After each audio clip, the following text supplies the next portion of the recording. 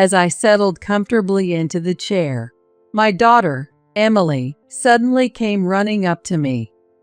She looked extremely flustered, and sweat was forming on her forehead. "Mom, we need to get out of here right now. Look at this." As she said this, she showed me a slightly thicker gift envelope she was carrying. "What's going on?" "Just come with me." Before I could react, she stood me up and led me out of the venue. Today was my granddaughter Sarah's wedding. The weather was perfectly clear, not a cloud in the sky, as if the heavens themselves were celebrating with us. Yet here Emily was, looking shocked at that gift envelope. "I never imagined something like this would happen at my daughter's wedding. I wanted you to see it, Mom." She stared at the gift envelope, visibly shaken. I was at a loss for how to respond, not understanding what was happening, and Emily opened the gift envelope and took out its contents. I wondered what she was doing, and what came out was completely unexpected. "What is this?" A feeling of disbelief surged in me, followed closely by a feeling of outrage. This was a betrayal of my granddaughter. Why would something like this be here? A strange anger, like the kind you feel when you yourself are wounded, started to well up inside me. However, I was surprisingly calm. Instead of running away from this, let's face the problem head on. Whether my advice struck a chord with her or not, Emily's earlier distress vanished, and she looked me in the eye. "My name is Melissa. A while ago, I celebrated my 70th birthday, and now I spend my days in quiet solitude. My husband passed away years ago, and on the anniversary of his death each year, I pour a beer into his favorite glass. Then, I looked at the photo of my husband from his 60th birthday celebration. I'm already 72 now. I heard that an ancient Chinese poet once said it's rare for people to live to 70. Before that, I felt like there was something else. But what was it? With this in my mind, I took the opened can of beer to the kitchen. At my age, it seems I talk to myself more and more. Even though I'm the only one in the houses, I mutter things like, "We're out of tomato sauce," or "I wonder how the neighbors are doing." It's fine when nobody is around, but when my granddaughter Sarah comes over, she always laughs at me for it. "Grandma, you're talking to yourself again," Sarah said with a giggle, her voice like a tinkling bell. It was just the other day, too. Sarah is a lovely girl with big blue eyes. I sometimes introduce her to my neighbors, and we also chat on the phone or go out together. At some point, we even started doing video calls. She often visits me, and we go out for lunch at a cafe near the station or do some shopping. I thought she was still a student, but then she told me she's already a working adult. Her growth has really surprised me. She should be spending time with her friends, not with me. When I tell her that, Sarah narrows her big blue eyes. "Spending time with my friends is important, but spending time with you, Grandma, is just as important." She smiles and takes my hand, leading me into a boutique. "But don't you have any boyfriend or something?" "I do have someone I'm dating right now." This was news to me. Sarah picks up earrings and holds them up in front of the mirror or reaches for a hair accessory, looking so happy. "His name is Ryan. He's really tall and a wonderful person. His freckles are his charm point." I see. That explains why she seems so cheerful lately. A girl in love just seems happy and carefree, all on her own. I remembered how it was the same when I was young and in love with my husband. It's strange how everything seems to sparkle when you're in love. I'm sure, right now, everything seems bright and joyful to Sarah too. It's wonderful to be in love. Oh, Grandma, you're too much. She told me she met Ryan shortly after she joined her current company. He's a salesman and very good at his job. One day, he asked her, "Could you help me prepare some documents?" And that's how they grew close. Sarah is beautiful, so I imagine he couldn't ignore her. But he seemed quite busy, and his schedule was always full. Even though their days off didn't match up often, they found time to go out to eat, sing karaoke, and spend time together. Next week is our 1-year anniversary. She said that with a bright smile. It's so nice to be young. Her happiness made me smile too. A week passed after that conversation, and I went out with Sarah again. That day, we were in a stylish, hidden-away cafe, chatting over coffee. Apparently, places with a retro interior are popular among young people these days because they look great on social media. Sarah ordered a pancake with ice cream and took pictures with her smartphone. For some reason, today she seemed even happier than usual. Her smile never faded, and she seemed even more joyful than when I last saw her. "Sarah, you seem in a great mood today. What's up?" She suddenly looked up and started to speak. Actually, I got proposed to. She said that with her cheeks flushed and a dazzling smile. I blinked in surprise and looked at Sarah. "Oh, and what did you say?" I urged her on, my heart pounding. Of course, I said yes. It felt like a dream. She still couldn't believe it, touching her cheek as she recalled the moment. She said Ryan proposed to her at a restaurant with a beautiful view of the city lights. I've never seen him look so serious before. "Congratulations, Sarah. Really, congratulations." With a smile mixed with happiness and a bit of embarrassment, she looked down. I never thought I'd be a bride. I don't feel ready. "You'll be fine. You've got me by your side. And you have Emily too, don't you?" Emily is my daughter and Sarah's mother. She works as a bridal planner and always says June is especially busy.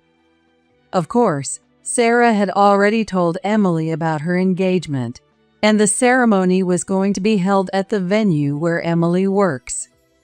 For a while after talking with Sarah, we didn't go out or call each other. She was busy with greetings between both families and preparing for the ceremony. Even on top of her regular work, she must have had her hands full. I remembered how hectic things were during Emily's wedding, and I could only smile wryly at the thought that she must be going through the same now. But with a happy occasion ahead, I'm sure she thinks nothing of it for her daughter's sake. I wonder what kind of person Ryan is. I hope he's someone who will cherish Sarah. While I was thinking about that, I received a call from Sarah. She said she was coming over, and she was bringing her fiancé. Could that really be happening? I waited nervously. One afternoon, Sarah came over, bringing Ryan with her. I never thought I'd meet him before the ceremony. Sorry for the sudden visit. This is my fiancé, Ryan. Nice to meet you. You must be Sarah's grandmother. He was tall and had a gentle demeanor. I invited them into the house and prepared tea and sweets. Though it was autumn, The lingering summer heat made iced coffee the perfect choice today. I hope this suits your taste, but please help yourselves. How long had it been since anyone other than my granddaughter visited? Even my neighbors, I hadn't seen them in months. The house, which had felt a little lonely, suddenly seemed full of life, and my spirits lifted. Ryan said he wanted to meet you, Grandma, and greet you in person. Oh, there's no need for that. You must be busy with work. Not at all. Thank you for making the time for us. As Sarah mentioned, his freckles were indeed his charm point, and his gentle smile gave a very good impression. After chatting about various things, like the news and hobbies, the two of them left. Please come to our wedding, Grandma. Sarah said that as she was leaving, with such a truly happy smile. Actually, it wasn't just when she was leaving. She had been smiling the entire time she was here with Ryan. I could tell she truly loved and cherished him. Meeting this young couple made me feel as if I had grown younger too. Maybe there's something you can only gain from being around people like them. I spoke to my husband in heaven. You know, our little Sarah is getting married. I'll go see her on her big day for both of us. It almost seemed like the photo of my husband in the bedroom was smiling gently. After that, I hardly heard from Sarah anymore. Without going out with my granddaughter, I visited a boutique by myself, and I also went to some of the places she and I had visited together. Everywhere I went, I saw families or kids Sarah's age hanging out, and just watching them made me smile. I went into that retro hidden cafe and ordered a coffee. Jazz played softly inside, creating a somewhat nostalgic atmosphere. Nostalgic? I felt a slight sense of unease at that moment and realized that perhaps I was feeling just a little lonely now. Up until just a month ago, I had been going out to various places with Sarah, but now I was alone. Even the jazz that was playing in the background, which I had been listening to absent-mindedly, suddenly felt lonely. It's strange how our emotions can change the way we perceive things. Some high school girls aimed their smartphones at their pancakes with ice cream a short distance away. They took photos from different angles, and when they were done, they began chatting about dating talk. Their excitement and youthfulness were so fresh and full of promise.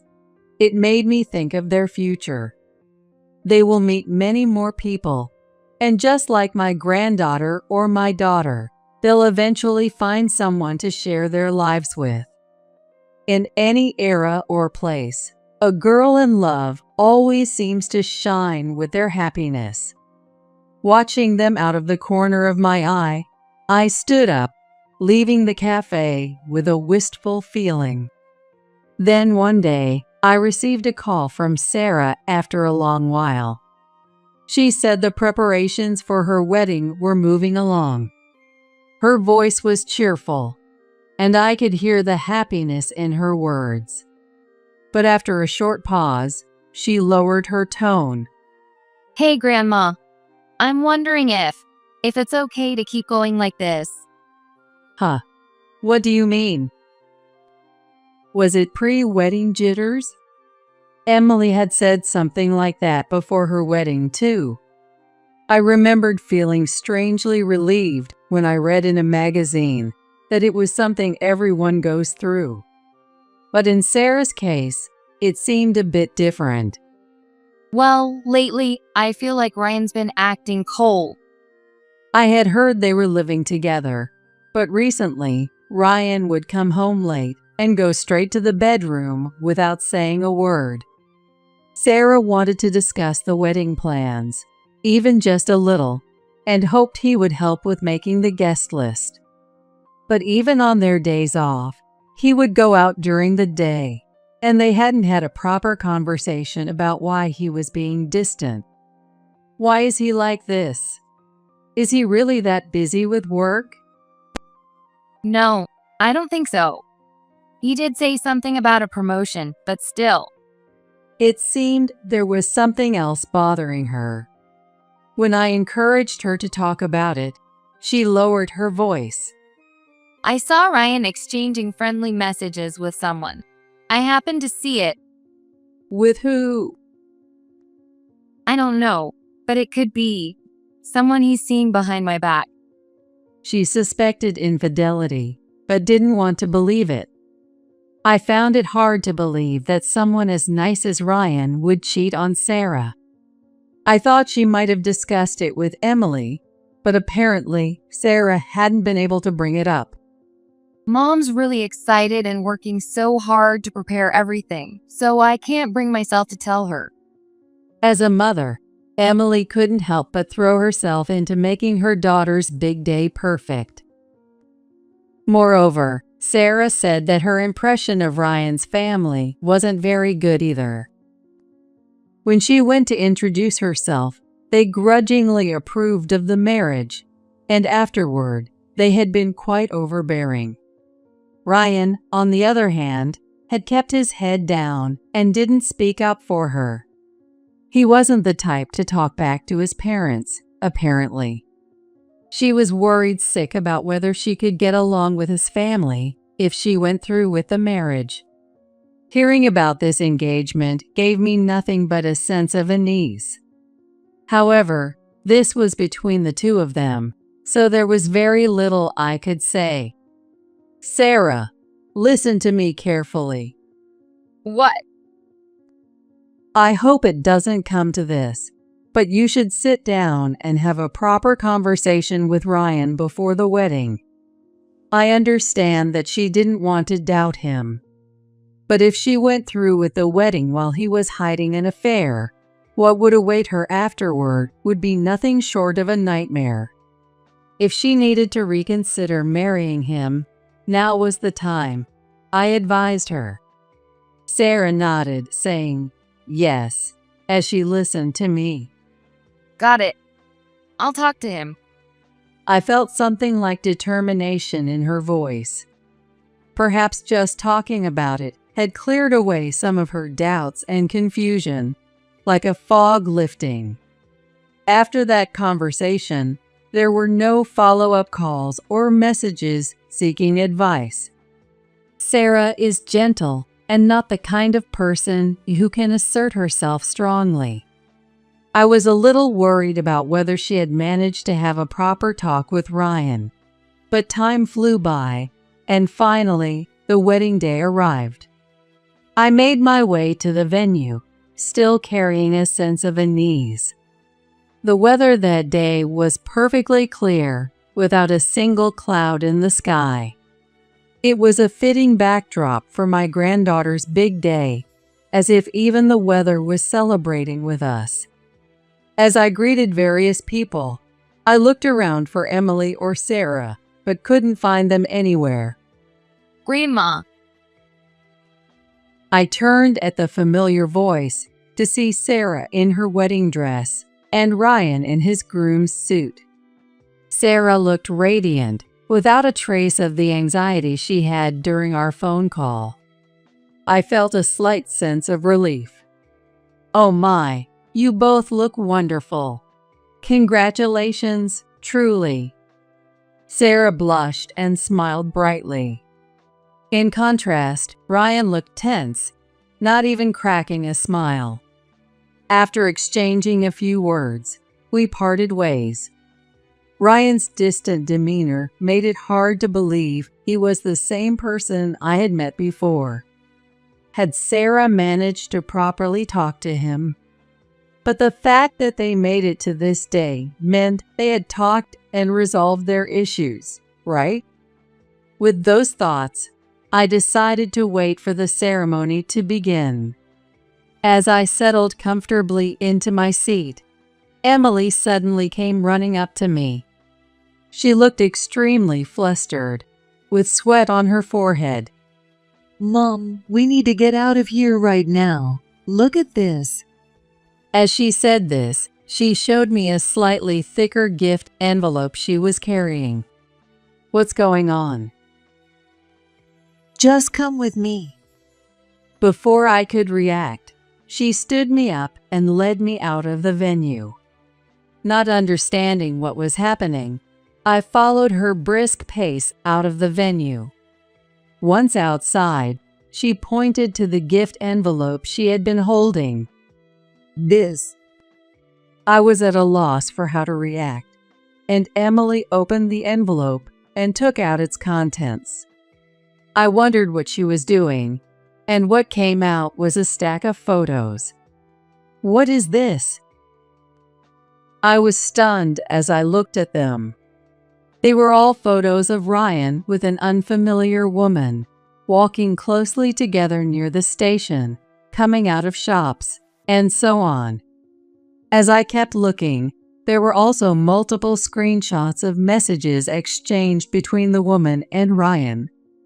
It was clear from the content that these exchanges had been going on for a long time, not just for a day or two.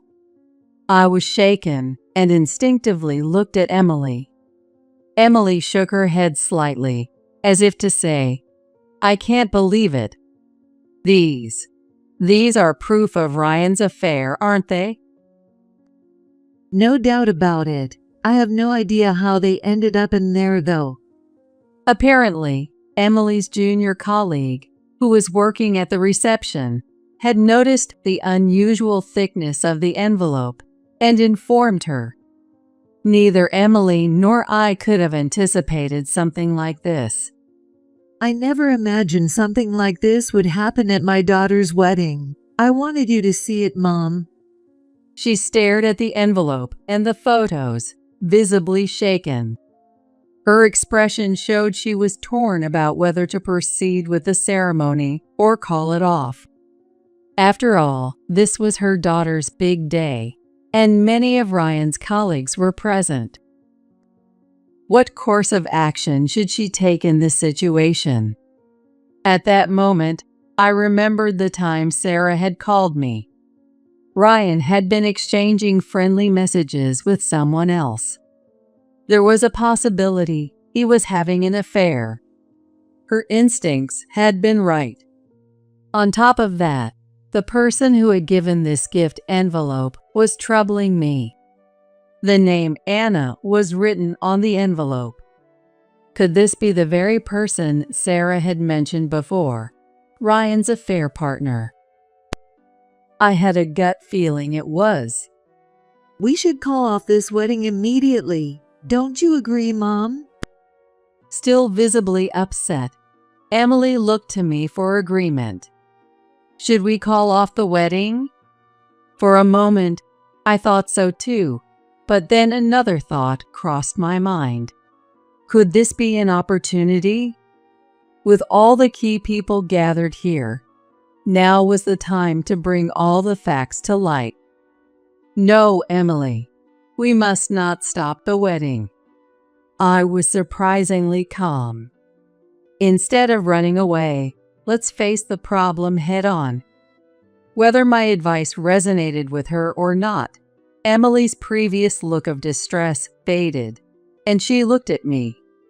It was the face of a mother determined to protect her daughter. You're right. We can't just ignore this. But how should we proceed? To avoid hurting Sarah, we needed to move carefully. It seemed Emily agreed and was thinking things through even more thoroughly than I was. Let's head back to the venue for now. I just hope this Anna hasn't caused any trouble yet. I glanced at the woman in the photos that had been in the envelope. She had straight black hair cut into a short bob and looked very much like a career woman. She was a pretty, ordinary-looking person. At a glance, she didn't seem like someone who would try to steal someone else's fiance. Would we be able to find her in the venue? Maybe I should have brought binoculars. I muttered that to myself silently. Emily and I hurried back to the venue and quickly scanned the scene. A peaceful atmosphere of conversation filled the room, and everyone was gathered in groups, chatting here and there. Among them was Ryan, laughing with several men who seemed to be his colleagues. The young man I had first met was behaving as if nothing had happened. But now we knew he had another relationship besides the one with Sarah. Emily still held onto the envelope. Mom, how should we tell Sarah about this? As we whispered to each other, a woman suddenly walked past us. It was Anna. She didn't seem to notice us as she walked confidently through the venue. There was something strangely triumphant about her expression, and the way she looked at the bride felt almost condescending. There was no doubt in my mind that she was the one who had prepared and delivered that envelope. I was certain, so I left Emily behind and approached Anna. "Are you Anna?" When I called out to her, she looked at me with suspicion. Yes, I am. And who might you be? "I'm Sarah's grandmother, Melissa. Are you not up to something?" Up to something? She scoffed and turned her eyes away from me. What makes you think that? "You were the one who put those photos with Ryan in the gift envelope, weren't you?" Emily, who had followed behind me, looked at Anna in shock. I quickly took the gift envelope from her hand and pulled out several of the photos to show. "These are proof of your affair with Ryan." Anna's face changed instantly, and she smiled slyly, her lips curling. Oh, those? So you went ahead and opened it. What is the meaning of this? What are you trying to do to my daughter's wedding? Oh, is this the mom stepping in? This is hilarious. Her attitude shifted to one of mockery, and she brazenly started to reveal everything. Ryan was my junior in my high school. We were both in the tennis club. I've always had feelings for him, even after we graduated. Did you only have feelings for him? Of course, it'd be strange for a woman like me to confess. That's something men should do, right? She had always admired him, sent him messages, given him gifts on his birthday, and whenever she returned home from college, they would always hang out. After becoming a working adult, they ended up working near each other, and she believed that he was beginning to see her in a different light. She had been chasing after him, waiting for him to ask her out. But the humiliation I felt when I found out he chose that dull girl to marry, it was unbearable. She bit her lower lip, as if asserting that she was superior. That woman is an office worker. I'm a top-performing saleswoman. Obviously, I'm more suitable for him. The fact that she called herself a top performer gave me a sense of why Ryan might not have chosen her. She continued to spew out her grievances against both Ryan and Sarah. Emily and I listened, stunned, and finally understood. Anna believed that Ryan had betrayed her, and she pitied herself for being sad, feeling sorry, and even pathetic. She had never confessed her feelings, had simply misunderstood, and now was acting like a tragic heroine. That was the impression I got. However, neither Emily nor I felt any sympathy for her. To an outsider, she just looked like a pitiful young woman. Have you ever been in love? Love makes people shine. What? She glared at me sharply. I don't know anything about that. All I want is to break up Ryan and that boring girl. Then he'll be mine. I doubted he would choose her. But I swallowed those words and decided to try to calm her down. This won't do you any good. I know you're all on her side, but this is fate. Ryan is meant to be with me. It seemed Emily had also had enough of her nonsense. She crossed her arms and stared intensely at Anna. What makes you so sure of that? My dad is wealthy, you know? Rich. Ryan would obviously be happier marrying me. Just because of money, that doesn't guarantee happiness. Marriage isn't like that. Shut up. Even his parents were delighted when they found out about my family's wealth. They wanted us to get married someday. Maybe his parents think that, but you can't be sure what Ryan wants. Anna was infuriated by Emily's words. Huh? Fine then. I'm going to ruin this cheap wedding. With that, Anna turned on her heel and disappeared into the crowd. The murmurs of the guests faded into the background, and I felt a fierce fire of anger burning in my heart. No matter what, I had to protect Sarah from her.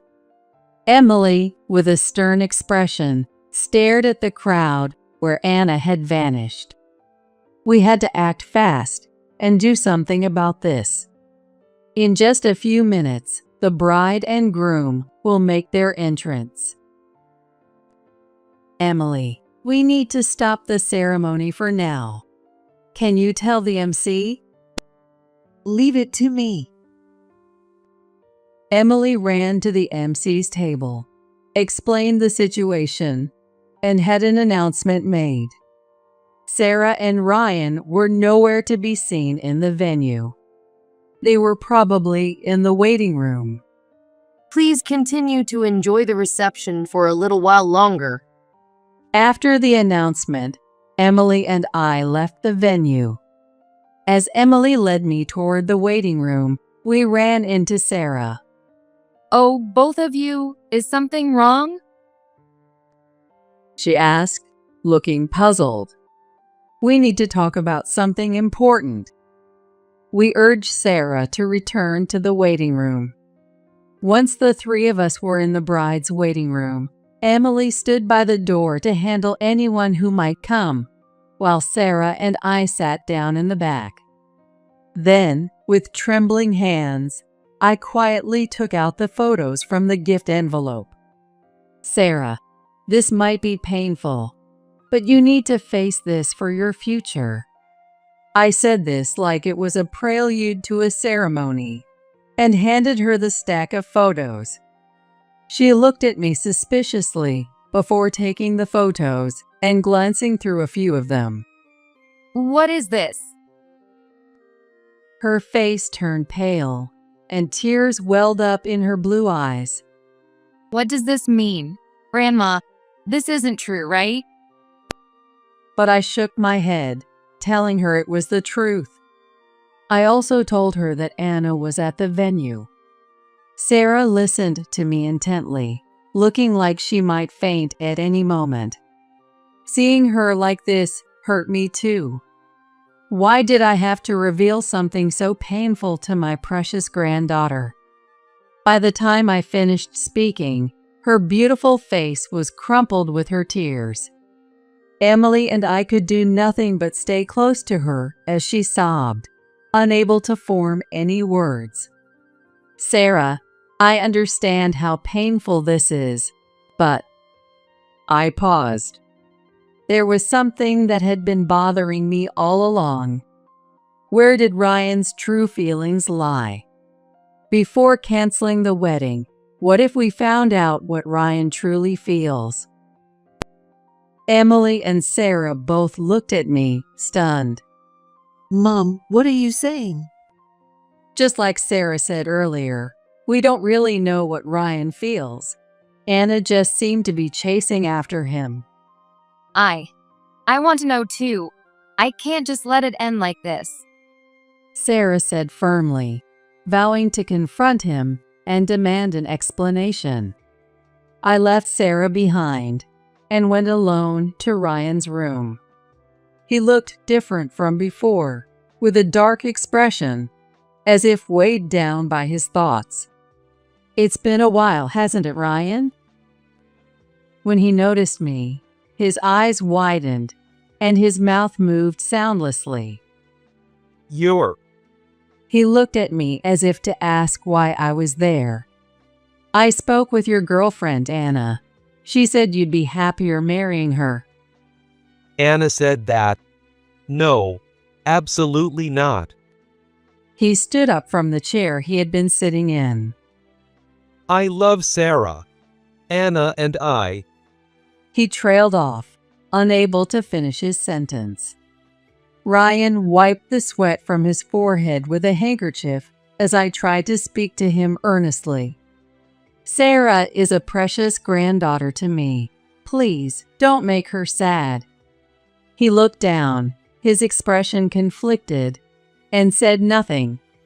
Slowly, I spoke to him, trying to make him understand. "Ryan, please, tell Sarah the truth." He closed his eyes for a few seconds, his face full of anguish, then let out a sigh and nodded slightly. All right, I'll tell her the truth. Ryan shrank a little, his head bowed as if he had resigned himself. With that, Ryan and I headed to the bride's room, where Sarah was standing tall, her posture resolute. When Ryan saw her tear-streaked face, his expression darkened. He seemed to regret something. Sarah, I am truly sorry. He began to speak, explaining everything one by one.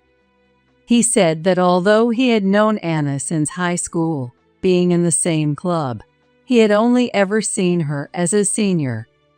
His job near her workplace was just a coincidence, and out of respect for her being his senior, he couldn't simply ignore her messages. Gradually, Anna's behavior escalated, to the point of becoming threatening. She had even gone to his parents' home uninvited and ingratiated herself with them. In the end, she even started saying that she was the only one suitable for me. Because of that, Ryan faced immense pressure from his parents, but he couldn't bring himself to confide in anyone and kept it all to himself. Then why were you so cold to me? Anna found out about you and said she couldn't stand how close we were. She threatened to harm you. To protect Sarah, he had intentionally acted cold. To be honest, I wasn't sure if we could even go through with the wedding in this situation. I thought about giving up, but He looked Sarah straight in the eyes. in the end, I can't imagine my life without you. I want to live my life with you, Sarah. There wasn't a hint of deceit in his words or attitude. He truly cared about her from the bottom of his heart.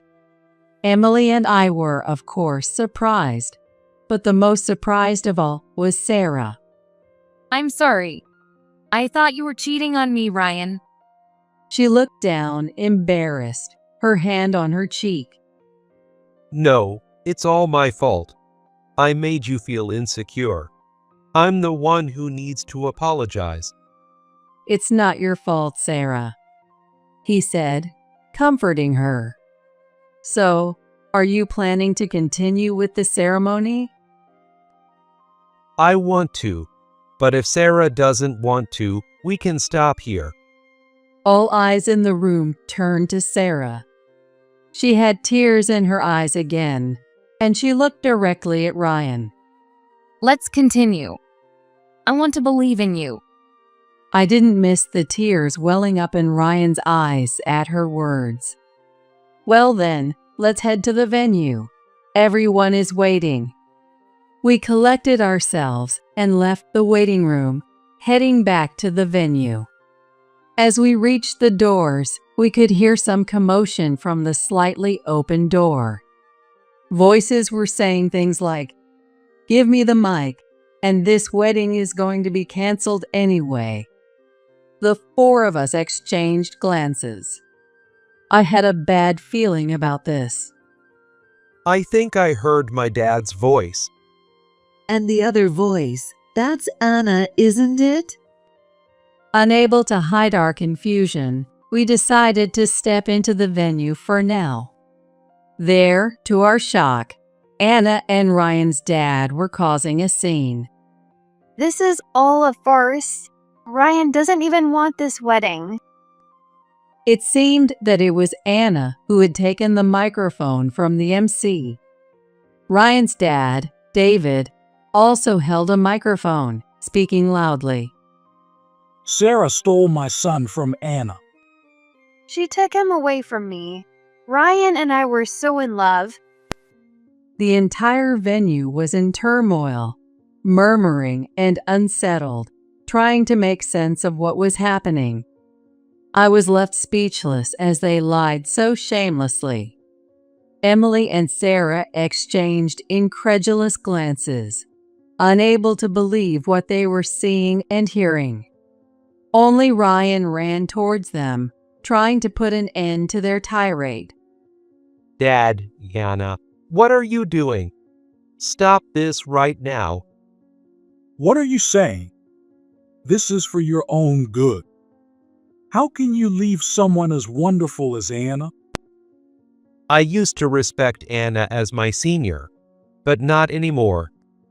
His words, spoken into the microphone in David's hand, echoed throughout the venue. I approached Anna.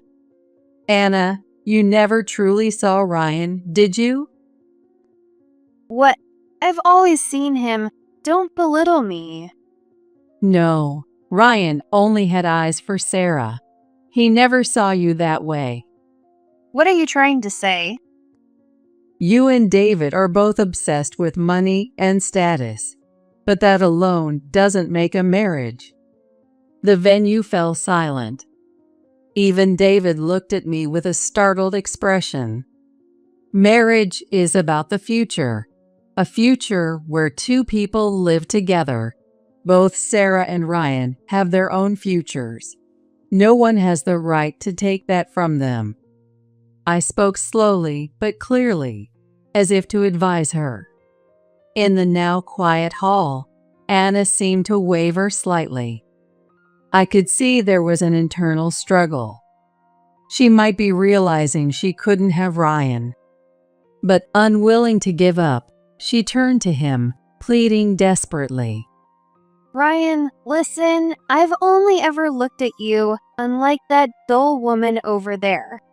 So please. Ryan looked at her with a weary expression and spoke. Anna, don't speak ill of my bride. His low voice froze Anna's expression. David also stood with his mouth agape, his face pale. The venue began to stir, with distrustful glances directed at Anna and David. Don't say that.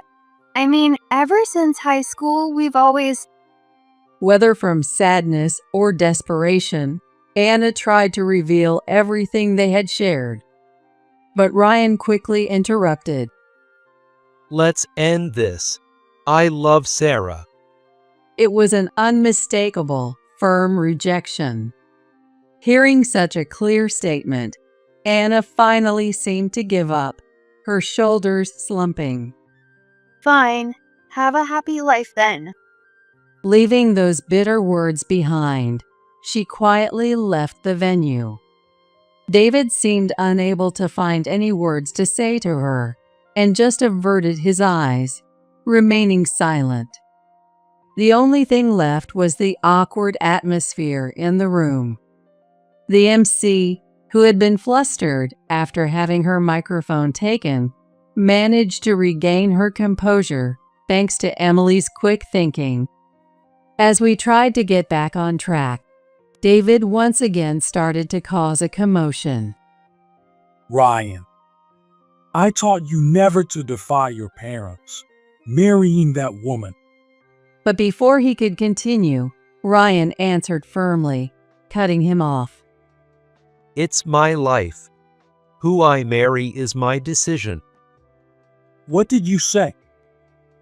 I won't follow you and Mom's orders anymore. As he strongly declared this, small applause began to spread from somewhere in the room. The applause gradually spread throughout the venue until it became a roaring ovation, enveloping Ryan. It seemed everyone agreed with his words. Not just for him. This applause was also for Sarah. Ryan strode over to Sarah and took her hand. Sarah, I want to say it again. What? Will you marry me today? Without any hesitation, he said it. What would the bride say? Everyone present held their breath, waiting. Yes, of course. In that instant, the room erupted with cheers and applause. Congratulations. Blessings to you both. Happy wedding. Voices shouted their well wishes as the two embraced each other warmly. Ryan's co-workers, his boss, and other acquaintances rushed over, even lifting him in celebration. Despite the earlier commotion, the wedding and reception that day ended smoothly. The sky was a clear blue, blessing the happy couple. About a month later, Sarah started calling and going out with me again occasionally. It seemed married life was going well, and her happiness shone brightly. When we talked at that cafe, she mentioned that Ryan's parents still hadn't come to terms with everything. But at that wedding, there were many people at the ceremony who were closely related to his parents. As a result, David lost credibility and was now looked upon unfavorably. Ryan was reportedly furious and decided to cut ties with his parents. And what about Anna? Sarah sipped her coffee and shrugged her shoulders. Well, Ryan apparently had a chance to talk to someone from Anna's company. It seemed Anna hadn't been showing up to work since the day of the wedding, missing day after day. Her social media was filled with numerous sad poems about her heartbreak, clearly mourning her lost love. Even now, without her obsession, she continued to play the tragic heroine. Since the incident at the wedding, Sarah and Ryan had made sure not to keep anything bottled up, even the smallest things, and always talked them through. Whenever Ryan had to work late or was too busy, he always made an effort to set aside time for her. Mom said the secret to a happy marriage is communication. Oh, it looks like she passed on the very advice I gave her. I couldn't help but laugh. What? What is it, Grandma? Oh, it's nothing. We continued to chat, laughing together. A few days later, I talked to Emily over the phone about how well Sarah and Ryan's marriage was going. At one point, I really didn't know what would happen, but I'm glad it all worked out. From now on, we need to support the two of them. The younger generation is our hope. I can only wish that their future is bright and full of happiness. And a year from now, we still wouldn't know that Sarah and Ryan would have a new addition to their family.